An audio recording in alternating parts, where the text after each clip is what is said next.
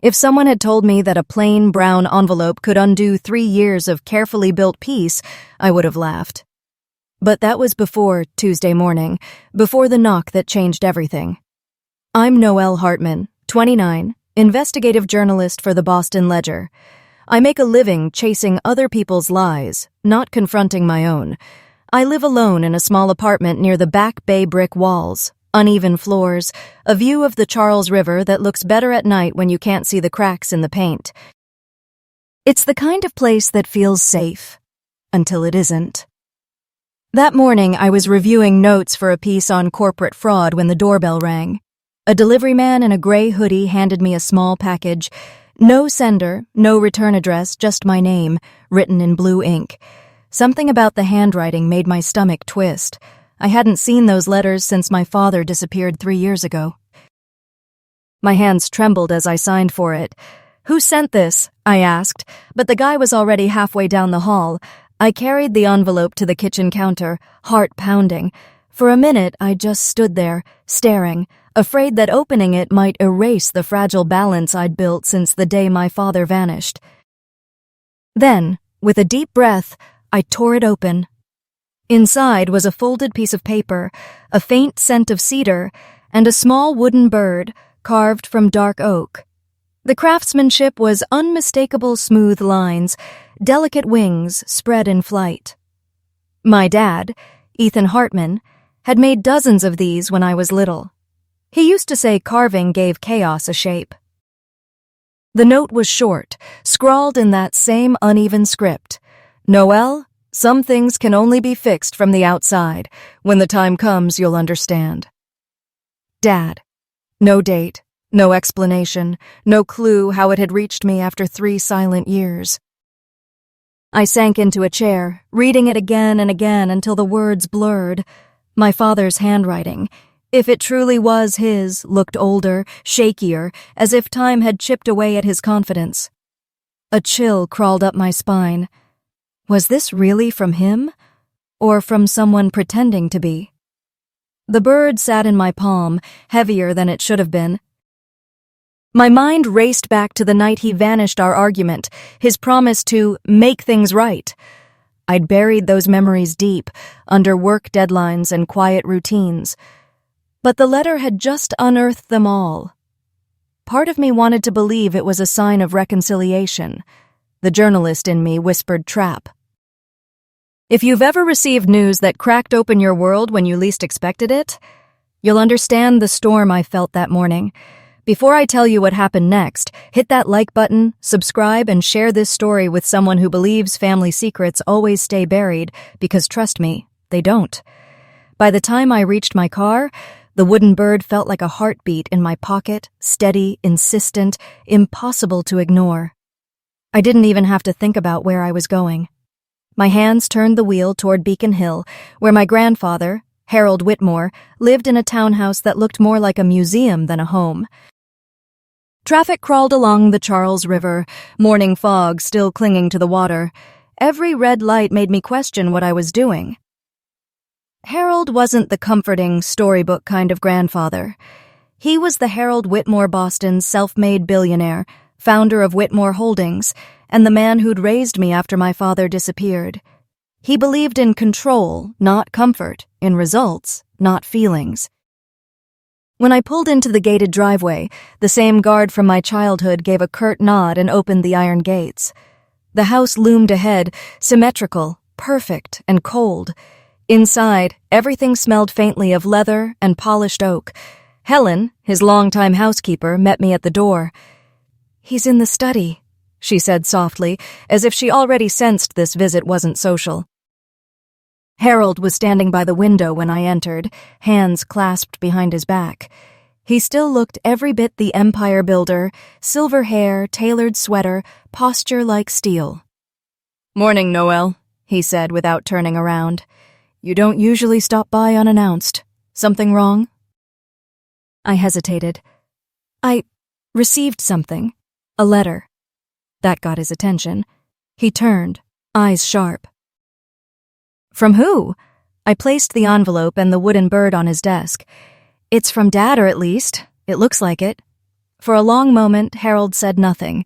He picked up the note, adjusting his glasses, then the bird. The silence in that room was thick enough to hear the faint tick of the grandfather clock. Finally, he murmured, "You're sure this came today?" "This morning. No sender, no return address." He frowned, studying the handwriting like a clue he didn't want to believe. "You know this could be a hoax, Noelle. Your father—" "Don't," I interrupted. My voice cracked, sharper than I intended. "Don't talk about him like he's some stranger who doesn't matter." His gaze softened just slightly. "You know I loved your father, but Ethan was impulsive, always chasing something that didn't exist." I stepped closer. "And maybe he found something this time." "What if he's alive, Grandpa? What if this is real?" Harold sighed, setting the letter down. "If it is, then we need to be careful. I've seen too many people use sentiment as bait. There are men out there who'd love to hurt me or use you to get what they want." Something in the way he said that made me pause. "Are you saying you've been threatened?" His jaw tightened. "Let's just say business attracts shadows." He opened a drawer, pulled out a thick folder, then quickly slid it back in as if regretting the gesture. "Leave the letter here. I'll have someone examine it." "No!" I snatched it off the desk. "I'm not letting this disappear into one of your investigations. He wrote it to me, not you." For a second, the mask of control cracked. "You're playing with fire, Noelle." I smiled tightly. "Good thing I've been writing about it for years." Harold exhaled, leaning against the desk. "You sound just like him," he said quietly. "Maybe that's not such a bad thing," I replied, turning toward the door. As I left the study, Helen was waiting in the hall, holding my coat. Her eyes flicked toward the wooden bird still in my hand.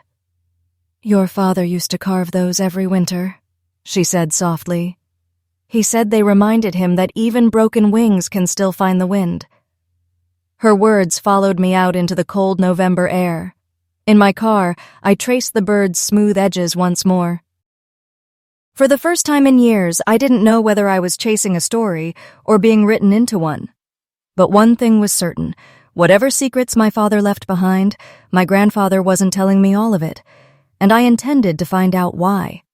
By the time I left Beacon Hill, the sky had turned the color of old newspaper ink gray, heavy, threatening rain. My grandfather's warnings echoed in my head, but what unsettled me most wasn't his paranoia. It was the way he'd hidden that folder the moment I looked at it. Back at the Boston Ledger, the newsroom buzzed with the usual noise of deadlines and caffeine. Phones rang, keyboards clacked, and the hum of printers filled the air like static.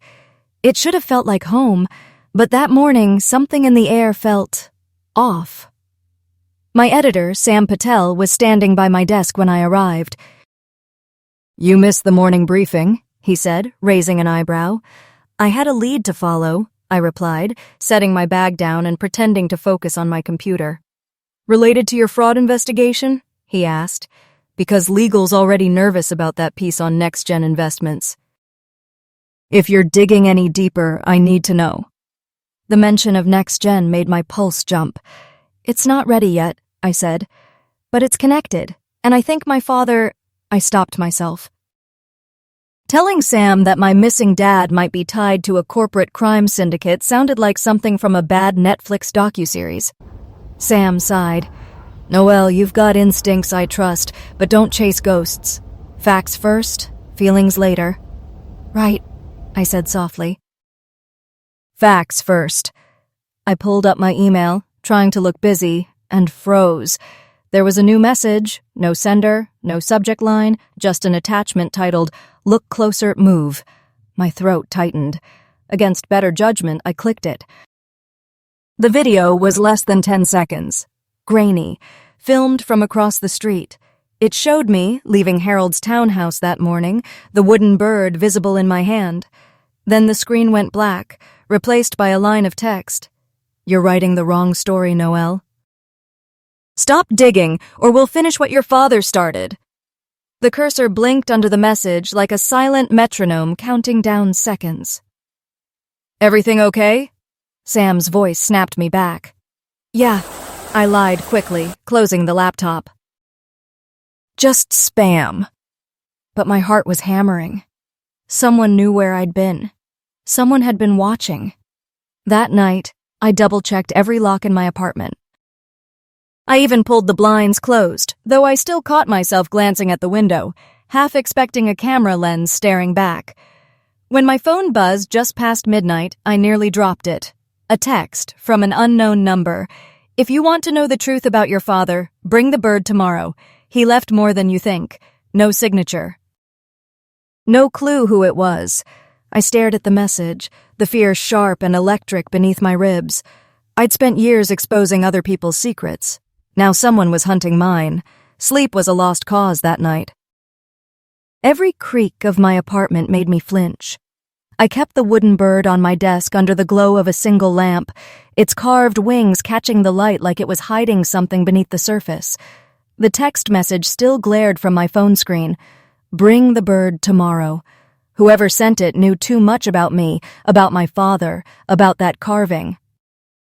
Around 1 a.m., I gave up pretending to rest and called Tessa Lang, my closest friend and our paper's digital forensics editor. If anyone could help me figure this out, it was her. She answered on the second ring, voice thick with sleep. Noelle, do you have any idea what time it is? I know, and I'm sorry, I said quickly. But I think someone's threatening me, and I need you to look at something. 10 minutes later, she was in my apartment wearing sweats, a messy bun, and the look of someone who thrives on caffeine and conspiracy. All right, she said, pulling on gloves she always seemed to carry. Let's meet your mysterious bird. I handed it over. It was my dad's. He carved it himself, but someone sent it back to me with a letter that felt like a code. Tessa turned it in her hands, eyes narrowing. It's beautiful craftsmanship, she said. Then she frowned. But see here? This seam along the left wing, it's too clean, almost machine cut. My heart skipped. You think it's hollow? Only one way to find out. She fetched a precision tool from her bag, because of course she had one, and began gently prying along the seam. A faint click echoed in the room. The wing lifted slightly, revealing a tiny compartment. Inside was a micro SD card, no bigger than a fingernail. Tessa exhaled. Your dad hid digital storage inside a handmade carving. Genius. My hands shook as I placed the card into her laptop. A folder appeared, instantly encrypted files, timestamps, and one labeled, If you're seeing this. We exchanged a look. Tessa clicked it open. My father's face filled the screen. He looked older, thinner, eyes shadowed by exhaustion. Behind him was a dimly lit workshop. Noelle, if this reaches you, I've already run out of time. The people I trusted turned out to be the same ones destroying everything we built. They're coming after Whitmore Holdings and after me. You're not safe. Don't trust anyone, especially those who act like they're protecting you. Follow the coordinates embedded in the file Haven. That's where the truth starts. The video ended abruptly, leaving only static. For a long moment, neither of us spoke. Then Tessa whispered, Noelle, your dad wasn't running. He was investigating something big. I swallowed hard, the reality settling in. And now I'm part of it. Outside, thunder rolled over the city, rattling the windows. The wooden bird sat open on the desk, no longer a keepsake but a key one that had just unlocked a world I wasn't sure I wanted to enter. But it was too late to turn back. By dawn, the city was washed in gray light and drizzle, the kind that made Boston feel like it was holding its breath. I hadn't slept. The image of my father's tired eyes from that hidden video replayed in my mind again and again. He wasn't running. He was warning me. Tessa insisted on coming with me. You're not going alone, she said, arms crossed while I gathered my things. If what your dad found is tied to Whitmore Holdings, your grandfather deserves to know, but you also need backup. We drove in silence to Beacon Hill. I could feel her watching me from the passenger seat, ready to ask questions I wasn't ready to answer. When Harold's mansion came into view, the morning fog curled around the black iron gates like smoke. His security guard recognized me immediately, but looked suspiciously at Tessa before letting us in. Inside, Harold was already waiting in the study, coffee untouched, expression carved from granite.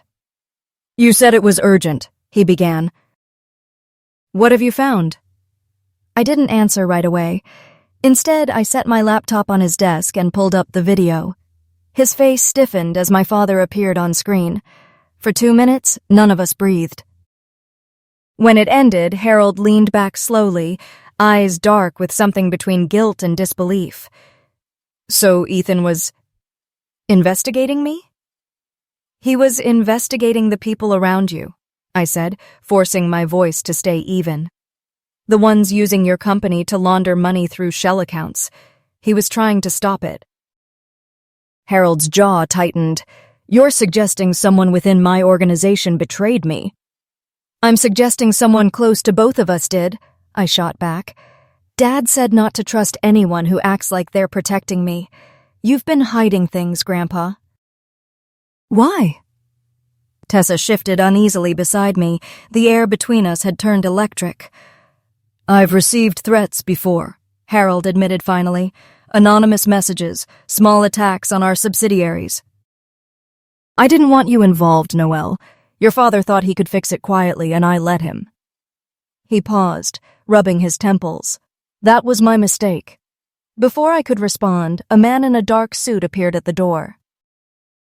"Mr. Whitmore, the investigator you requested is here." A tall, calm-looking man entered mid-50s, weathered but sharp-eyed. "Thomas Keller," he introduced himself, shaking my hand firmly. "I handle corporate intelligence and asset protection for high-profile clients." "More like private detective," I muttered. Keller smiled faintly. "Only when necessary.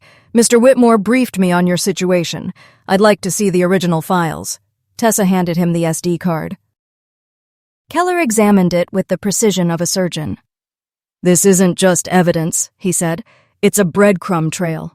Whoever your father was after wanted to destroy more than one company. They were building something large." "Next-gen investments," I said quietly.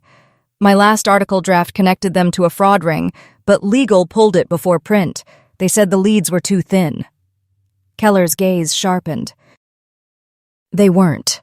Your father's notes match some of the same shell companies you exposed." Harold frowned. "You're saying this could tie my company, NextGen, and Ethan's disappearance together?" "Exactly," Keller replied. "And if the threats have restarted, it means whoever silenced your father now knows you're involved, Ms. Hartman." The room fell silent. For the first time, Harold looked at me not as his granddaughter, but as a liability. "Then we'll handle this together," he said finally, though his tone carried the weight of surrender. "Together," I repeated, but the word felt hollow. Because deep down, I wasn't sure if this was a rescue mission or the beginning of another trap. The rain had turned into sleet by the time I left Harold's study that afternoon. I should have felt safer now that a professional like Keller was involved, but instead, I felt like I'd just stepped into a chess game where I didn't even know the rules. Tessa stayed behind to analyze the files, while Harold insisted on keeping the SD card locked in his office safe. "If someone's willing to threaten my family," he said, "then we'll answer on my terms." I wasn't convinced his terms would save us. By evening, Keller drove me back to my apartment, a quiet courtesy that didn't make the silence between us any less heavy. "You've got courage, Ms. Hartman," he said finally, eyes fixed on the road. "But courage and recklessness often wear the same coat."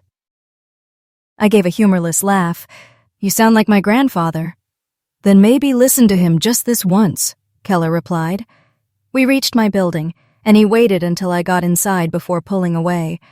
For the first time in days, I allowed myself to believe things might be settling. That lasted less than 12 hours. The next morning, my phone buzzed just after sunrise.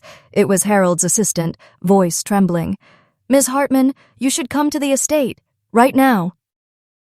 When I arrived, the usually stoic housekeeper Helen met me at the door, clutching a sealed envelope wrapped in clear evidence plastic. "It came by courier 30 minutes ago," she whispered, "addressed to Mr. Whitmore, but the note inside mentions you." I followed her into the study. Harold was pacing, his composure fractured. Keller stood nearby, already in investigative mode. On the desk lay the letter-thick parchment, typewritten words pressed in heavy black ink. "Mr. Whitmore, your son failed to complete our arrangement. His debts have fallen to you and to Noelle Hartman. Transfer $5 million to the listed offshore account within 72 hours. Bring the wooden carving as proof of trust. Fail to comply and you'll lose more than money this time." My stomach dropped. "They're not after the money," I said. "They want the bird." "The file's inside." Harold's face turned pale. "We don't negotiate with criminals." "Except this isn't a negotiation," Keller said quietly, pointing to a red stamp on the bottom of the letter, a small crest, stylized in the shape of an N. "Next Gen's old corporate seal. They're taunting you." Harold slammed his fist on the desk. "That company should have been dismantled years ago. How are they still operating?" I stepped closer, voice trembling. "Whoever's behind this knows about the investigation and about me. They want me involved. They want me scared enough to make mistakes." Harold looked at me sharply. "And you're not?" "Terrified," I admitted. "But fear's useful when you know what to do with it." Keller nodded approvingly. "She's right. The timing's deliberate. They're forcing your hand while they're still watching. If we respond too fast, we play into their trap." Harold rubbed his temples. "Then what do you propose, Detective?" "We stall. Make them think we're considering the payment while we trace the courier and the account. But we'll need both of you to cooperate." Harold gave a curt nod, but his eyes flicked toward me. "And Noelle? She stays under protection." I straightened. "No, if they're watching, disappearing will only prove I'm afraid. I'll keep working from the ledger. Pretend nothing's changed." Keller hesitated, then said, "Fine. But every move you make, every call assumes someone's listening." Harold didn't argue, but his silence said everything. For the first time, I saw fear in his eyes, not for his company, but for me. As I left the study, sleet pattered against the tall windows. I couldn't shake the image of that red seal burned into the paper, like a brand. Somewhere out there, someone was orchestrating this with precision, and if the letter was right, I had 72 hours before they decided my father's story and mine were finished. The storm outside hadn't stopped, only softened rain turning the Boston skyline into a watercolor blur. I stared out the newsroom window, watching the city breathe under gray skies, and felt something inside me shift. Fear was still there, but it had started to burn into purpose. The ransom letter had given us 72 hours. That was 2 days too many for me to sit still. Tessa was at her desk across from mine, headphones slung around her neck, half a cup of cold coffee at her elbow. "You're really doing this, aren't you?" she asked without looking up. I closed my laptop, slid it into my bag. If they want to control the story, I'm giving them the opposite exposure. People like this thrive in the dark, so I'll shine every light I've got. Tessa sighed. "Noelle, this isn't just another corruption piece. They've already threatened you. Going public could make you their top target." "Maybe," I said quietly, "or maybe it forces them to make a mistake." By the time I left this office, I had a plan that felt equal parts brilliant and insane. If Next Gen or whoever was behind the ransom was watching, I'd feed them exactly what they expected, a desperate granddaughter trying to protect her family. I spent the night drafting a story I never intended to publish, at least not yet. The headline read, "Whitmore Legacy at Risk. Private sources reveal missing heir may hold evidence of multi-billion-dollar fraud." The piece hinted that my father, Ethan Hartman, had uncovered proof linking several Boston investors to an offshore Ponzi network, and that those files were now in my possession. Every word was deliberate. Every quote, every reference was bait. At sunrise, I forwarded it to Keller with the subject line, "The Trap." He called within minutes. "Are you out of your mind?" "You're painting a target on your back." "That's the point," I said. "They already think I have something. Let's use that." On the other end, a sigh. "Harold's not going to approve this." "He doesn't have to." When I arrived at my grandfather's estate, Keller was already there, pacing near the fireplace. Harold stood by the window, the morning paper in his hand. My story hadn't gone public yet, but I knew he could sense what I was about to do. "You can't possibly think antagonizing these people will end well," he said, voice clipped. "I think hiding hasn't worked either," I countered. "Dad tried silence. It got him taken. Maybe noise is what keeps me alive." Keller raised an eyebrow. "And your plan is to, what, publish a false exposé?" "Not false," I said, "just incomplete. I'll leak a teaser, a few encrypted lines, enough to make them panic. They'll come looking for the rest, and when they do, you'll be tracing every signal they use." Harold exhaled slowly, the kind of sound that carried years of exhaustion and pride. "You've got your father's stubbornness." I smiled faintly. "I'll take that as a compliment." Tessa arrived mid-conversation, laptop tucked under her arm. "The teaser's coded and ready. Once it goes live, it'll trend in minutes. But we'll need your security team to amplify fake chatter, make it look like a whistleblower story." Keller looked between us. "Two women armed with laptops and audacity. God help whoever's on the other side." I didn't respond. My pulse was steady. My fear had crystallized into focus. At exactly noon, Tessa hit publish on the teaser article. Within an hour, it was trending on Boston's local feeds. Journalists from rival outlets were already reaching out, hungry for details. By late afternoon, Keller's encrypted line buzzed. "We've got movement," he said. "Someone just tried to breach your paper's servers using an old next-gen IP route. They took the bait." Harold's eyes met mine. "What happens now?" I closed my laptop, feeling the adrenaline pulse through my veins. "Now," I said, "we see who shows their hand first." Outside, thunder rolled again, deep and deliberate, as if the city itself knew we had just declared war. The newsroom felt eerily quiet that night, like the air itself was waiting for something to happen. Our article had gone viral in less than 6 hours, hundreds of thousands of views, endless retweets, speculation spreading like wildfire. Exactly what I'd hoped for. But when the noise of the internet started echoing back in real life, it didn't feel like victory. It felt like exposure. Keller arrived just after 9, rain dripping from his coat. He looked grim, but there was a spark in his eyes I hadn't seen before. "The hack worked," he said, setting his laptop on my desk. "They bit the bait harder than expected." Tessa spun around from her workstation, eyes wide. "What did we get?" He tapped a few keys. The monitor filled with lines of coordinates, pings, and metadata. They tried to breach the ledger's firewall using a proxy chain. Most of it's fake, but one signal didn't bounce correctly. It leaked a local IP. Not offshore, not Europe. "Right here in Massachusetts." "Where exactly?" I asked, leaning over the desk. He zoomed in on the map until a familiar area appeared, Mystic River Industrial Zone. A cluster of old warehouses, long abandoned, sitting near the waterline north of the city. A chill crawled up my spine. "That's where Dad used to take me fishing when I was little, the docks near the old storage yards." Keller looked at me sharply. "Then this isn't random. Whoever's running this operation picked that site for a reason, sentimental or psychological leverage. Either way, it's connected to your father." Tessa frowned at the map. "There's more. Look embedded in the metadata." She clicked open a secondary file, revealing a short audio clip, distorted but audible.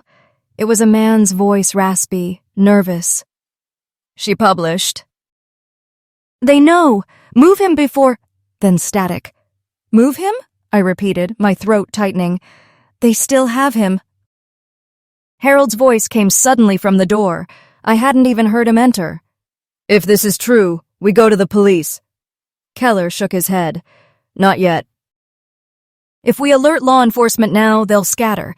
We need confirmation first." I stared at the map, at the blinking red marker over Mystic River.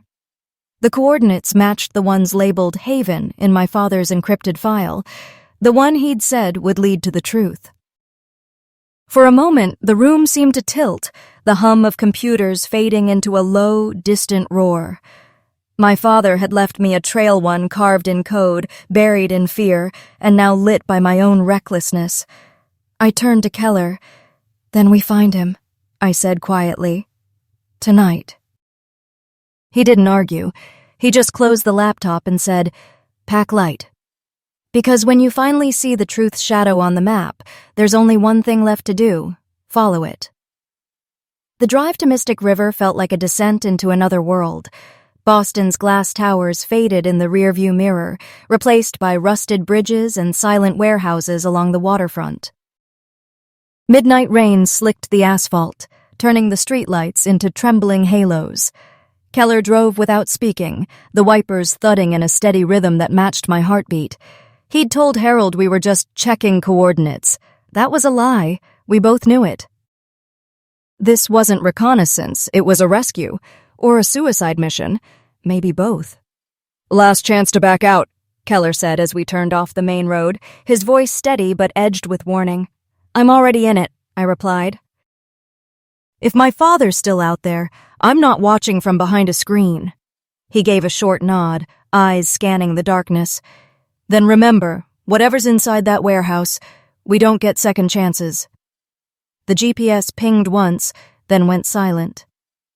The road ended at a chain-link fence topped with barbed wire.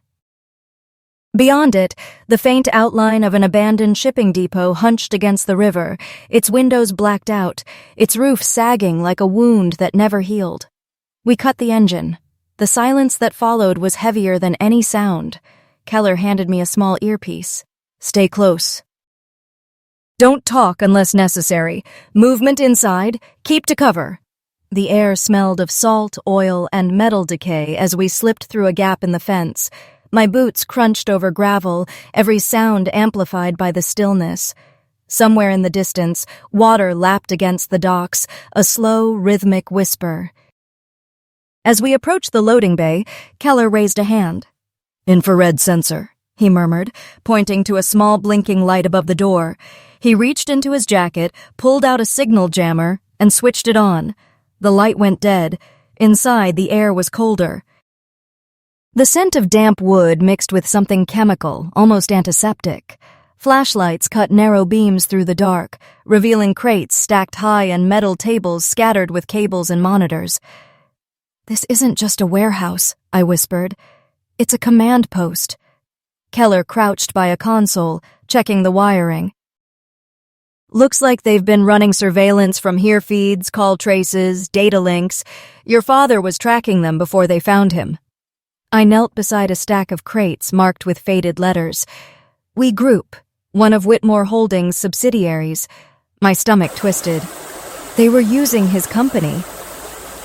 "Not just using," Keller said. "They were hiding in plain sight." Before I could reply, a faint noise echoed from the far end of the warehouse, a metallic clang, soft but deliberate.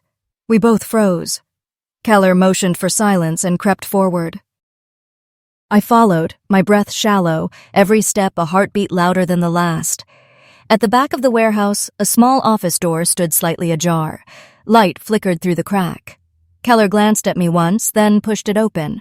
Inside was a narrow room with peeling paint, a desk covered in files, and a single flickering monitor displaying static. On the wall hung a photograph, my father, standing beside two men in suits. One was Harold. The other, I realized with a jolt, was Arthur Blackwell, CEO of Next Gen Investments. "What the hell?" I whispered. Keller scanned the room, eyes narrowing. "Your grandfather didn't mention this." Before I could respond, the monitor flared to life, showing a grainy live feed of a different warehouse, a man bound to a chair, head slumped forward. My chest tightened. Even through the static, I knew that posture, that build. Dad. Keller cursed under his breath. It's a remote feed. They're showing us he's alive. Then a voice crackled through hidden speakers, low, calm, male. Impressive work, Ms. Hartman. You've inherited your father's curiosity. Unfortunately, curiosity is how people like you disappear. The screen cut to black. I spun toward Keller. They know we're here. Move! He shouted, grabbing my arm. We bolted toward the exit as floodlights blazed on outside, washing the warehouse in blinding white. A vehicle engine roared. Keller shoved me behind a stack of crates just as gunfire shattered the silence, echoing off the walls like thunder. Dust rained down from the ceiling. He drew his weapon and fired back once, controlled, precise. We're compromised, he hissed. They were waiting for us. Heart pounding, I gripped the wooden bird hanging from my neck, a desperate habit I hadn't even realized I'd picked up. My father had hidden secrets inside it before. Now it was all I had left to hold on to. Somewhere between the gunfire and the darkness, one thought burned clear. We hadn't just stepped into the wolf's den, we'd been invited. The sound of gunfire still rang in my ears when Keller and I stumbled out of the side exit, soaked in rain and adrenaline. The headlights that had blinded us moments earlier vanished into the darkness, leaving only the echo of tires spinning off into the night. Whoever ambushed us didn't stay to finish the job. That was the worst sign of all. They wanted to scare us off, Keller muttered, scanning the perimeter with his flashlight. Or hurt us somewhere. I caught my breath, pressing my palm against the cold metal wall. So, where's somewhere? A slow, deliberate voice answered from the shadows. You're already here. Keller swung his light toward the sound, and a figure stepped into the beam, a man in his 40s, tall, neatly dressed, the kind of expensive calm that didn't belong in a place like this. His black trench coat gleamed under the rain. His expression was measured, almost polite. Calvin Briggs, Keller said, his voice tight. The name hit me like ice water. Briggs, the former CFO of Whitmore Holdings, the man who vanished after being accused of embezzling millions a decade ago. I'd written about him once in an article that suggested his disappearance was more convenient than accidental. You remember me, Briggs said with a faint smile. Good. Saves introductions. Keller raised his weapon slightly. You're behind NextGen's laundering operation. You used Whitmore's subsidiaries as cover. Briggs tilted his head. Used? Keller, you make it sound so final. The system's still running beautifully. He turned his gaze to me. Though your little stun online nearly broke it. You've got your father's stubborn streak, Noelle. The sound of my name in his mouth made my skin crawl. Where is he? I demanded. Where's my father? Briggs's smile didn't falter. Alive. For now. But Ethan's always been unpredictable. Hard to keep a man like that quiet for long. Then let him go, I snapped. Whatever this is, end it. He chuckled softly, stepping closer until I could see the rain running down his jawline. You think this is about you? Your father signed his own sentence when he tried to expose us. But you made it worse. That article of yours lit up every network we control. Now we have to clean up the mess. Keller took a step forward. She's under my protection. Briggs's eyes flicked toward him, sharp and cold. You think you're still the hero? You worked security for Whitmore long before you called yourself a private investigator. Tell me, Keller, does Harold still pay you to keep his family safe, or just his secrets? I glanced at Keller, startled. What's he talking about? Keller's jaw clenched. He's twisting the truth. Am I? Briggs asked softly. Your grandfather and I started this project together. Ethan discovered it too late. The embezzlement, the shell accounts, the offshore trusts, they were never about greed. They were about control. Harold wanted to rule the financial board, and I gave him the tools to do it. Until he turned on me. That's a lie, I said, though my voice trembled. Briggs reached into his coat pocket, and I flinched, but he only pulled out a folded document, sealed in plastic. Your father left this, a ledger written in his own hand, names, accounts, timestamps. If I hand this over, Harold Whitmore's empire burns by morning. Then why haven't you? Keller asked. Briggs's smile thinned. Because leverage is worth more than revenge. Lightning flashed, and for a heartbeat I saw everything too clearly. The mud on Briggs's shoes, the glint of metal in his hand, Keller's steady aim, my reflection in a puddle wide-eyed, drenched, trembling but unbroken. Briggs's voice lowered. You can still walk away, Noelle. Forget your father, forget Whitmore. Publish a retraction, make it disappear. I'll even let you live long enough to write a new story. I met his gaze, pulse hammering. I already have my story, I said, and it ends with you exposed. For the first time, his composure cracked. Keller moved fast, too fast. The world erupted into chaos. A gunshot split the air, sharp and final. Briggs staggered back, clutching his shoulder. He didn't fall. He just smiled through the pain. You're out of your depth, he hissed, retreating toward a black SUV waiting near the dock. You'll find your father soon enough, but you might not like what he's become. The engine roared, tires kicking up mud as he disappeared into the storm. Keller grabbed my arm. We need to go now.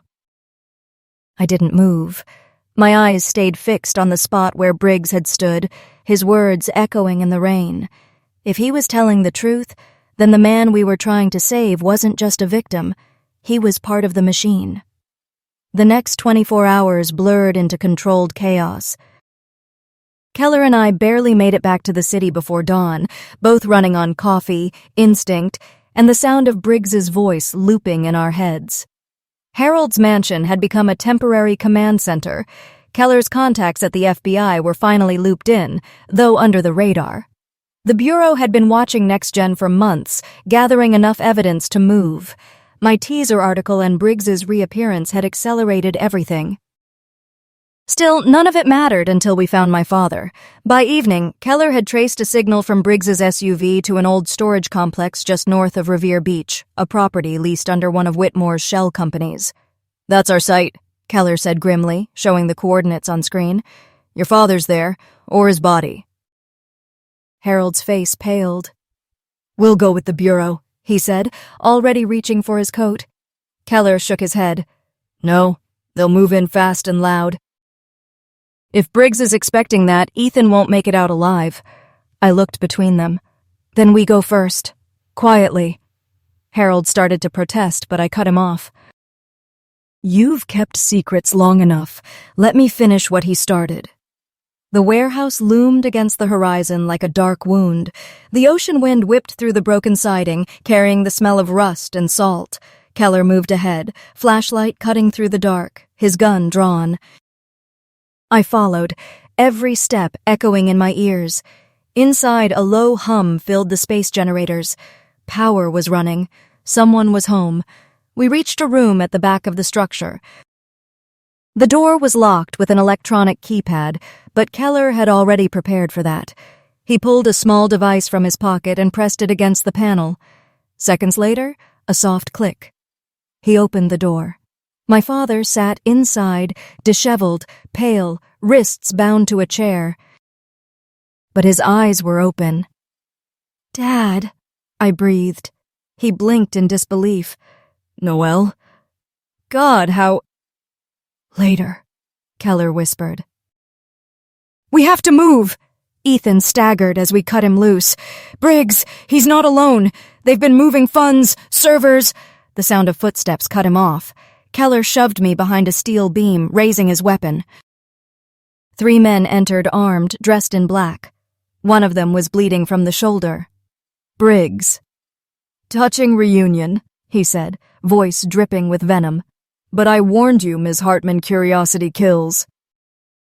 Not today, Keller growled. The next moments unfolded in flashes gunfire, shouting, the sharp sting of gunpowder. Keller's aim was ruthless, efficient. 2 men went down. Briggs ducked behind a crate, clutching his gun and snarling in pain. Then the sirens wailed. Red and blue lights cut through the broken windows as FBI agents stormed in. Federal agents, drop your weapons! Briggs froze, realization dawning too late. Keller lowered his gun just as the agents swarmed in. Briggs was dragged to his feet, still smirking. "You think this ends with me? You have no idea what you've unleashed." Ethan stepped forward, weak but steady. "It ends with the truth." When they took Briggs away, I finally exhaled. My father turned to me, tears mixing with grime. "You shouldn't have come," he whispered. I smiled through the tremor in my voice. "You taught me better than that." Outside, the cold air tasted like salt and freedom. Keller stood beside me, watching the agents secure the perimeter. "You realize," he said quietly, "this is only the beginning." I nodded, staring at the ocean. "Then it's a start." 3 days after the arrest, Boston felt different, brighter, almost tender in its exhaustion. The storm had passed, both outside and within, leaving behind puddles, silence, and the faint hum of rebuilding. The story had broken wide open. The Ledger ran a front-page headline, "Next Gen Scandal Uncovered, Whitmore Holdings Under Federal Review." My byline was there, bold and unflinching, though I hadn't written a word of that piece. The truth had outgrown me. That morning, Harold Whitmore called a press conference. It was held in the grand marble atrium of the Whitmore Foundation, the same building that had once carried his name in gold letters. Reporters swarmed the space like restless bees, cameras blinking, microphones poised. And I was standing just off stage, my hands cold, my pulse steady but heavy. My father sat beside me, still pale but recovering. Weeks of captivity had left him fragile, yet there was a light in his eyes that hadn't been there in years, a quiet strength, maybe even peace. Keller and Tessa stood in the back, silent witnesses to the storm we'd survived. When Harold stepped up to the podium, the room stilled. For a man who'd spent decades commanding boardrooms and markets, he looked human, older, humbled. "Thank you for being here," he began, his voice even but strained. "For much of my life, I've believed power and integrity could coexist. That wealth, when used wisely, could shape a better world. But power without accountability is rot disguised as success, and I let it spread through my company, through my family." Flashes from cameras flickered across his face, carving deep shadows under his eyes. He continued, slower now, as if every word cost him something. 3 years ago, my son Ethan uncovered financial crimes tied to one of my subsidiaries' crimes that reached beyond Whitmore Holdings and into federal systems. Instead of protecting him, I distanced myself. I told myself he was reckless, unstable, because the truth terrified me. My chest tightened. "I failed as a father," he said softly, "and as a man who claimed to value honesty above all." A ripple went through the room. He paused, hands gripping the sides of the podium. "The evidence my son and granddaughter risked their lives to uncover will now be shared with federal investigators and the public. I will cooperate fully, no lawyers, no denials, no deals." He looked up then, past the cameras, past the flashing lights, straight at me. "And to my granddaughter, Noelle Hartman," he said, his voice trembling for the first time, "I owe an apology that words alone can't repay. I silenced your father. I doubted you. And in doing so, I nearly lost both of you. You deserved protection, not suspicion. You taught me that truth doesn't need permission to exist." Every head in the room turned toward me. My throat burned, but I didn't look away. When he stepped back from the podium, the silence that followed wasn't empty. It was full, heavy with consequence, grief, and something fragile enough to resemble grace. Reporters began shouting questions, the noise rising again like a tide. Harold ignored them, crossing the stage to where I stood. He reached for my hand. "I don't expect forgiveness," he said quietly, "but I hope you'll let me earn it." I swallowed hard. "You already started." He nodded once, eyes glassy, then turned back to face the press. As the conference ended, people began filing out, their voices overlapping, buzzing, curious, hungry for more. But for the first time in months, I didn't feel the need to listen. The story wasn't mine anymore. It belonged to the truth. Outside, the cold air hit my face like clarity. My father stepped beside me, leaning on a cane, his voice soft. "You handled yourself well in there." "I didn't say anything," I said, smiling faintly. "You didn't need to. You stayed." We walked down the marble steps, the city alive again around us. Cameras followed, but no one asked questions now. They just watched. Maybe they understood. Halfway to the car, Harold stopped. "I plan to rename the foundation," he said, almost to himself. "The Whitmore name doesn't deserve another monument." "What will you call it?" I asked. He looked at me, and for the first time there was no distance between us, just a quiet, shared understanding. "The Hartman Initiative," he said, "for truth-tellers." Whistleblowers, people who risk everything for integrity. Ethan started it. You finished it. It's time the world knows their names. I blinked back tears, smiling through them. "He'd like that." Harold's voice broke. "I think he would too." As we drove away, the skyline shimmered with the soft gold of late afternoon. The storm had stripped everything bare, the lies, the power, the pride, and what was left wasn't perfect. But it was real, and maybe, for the first time in my life, that was enough. The following weeks moved like the tide, slow at first, then unstoppable. The scandal that had once haunted our family name began reshaping itself into something unexpected: redemption. The Whitmore Foundation was officially dissolved, and in its place, the Hartman Initiative for Ethical Journalism was born. Harold insisted I take the lead, though I refused the title of director. I didn't want to manage from behind a desk. I wanted to be in the field again, telling the stories of people who had been silenced the way my father once was. Boston thawed into spring. The city felt lighter, alive again. The old Whitmore building was being renovated, its golden letters replaced with a modest plaque that simply read, "Truth lives here."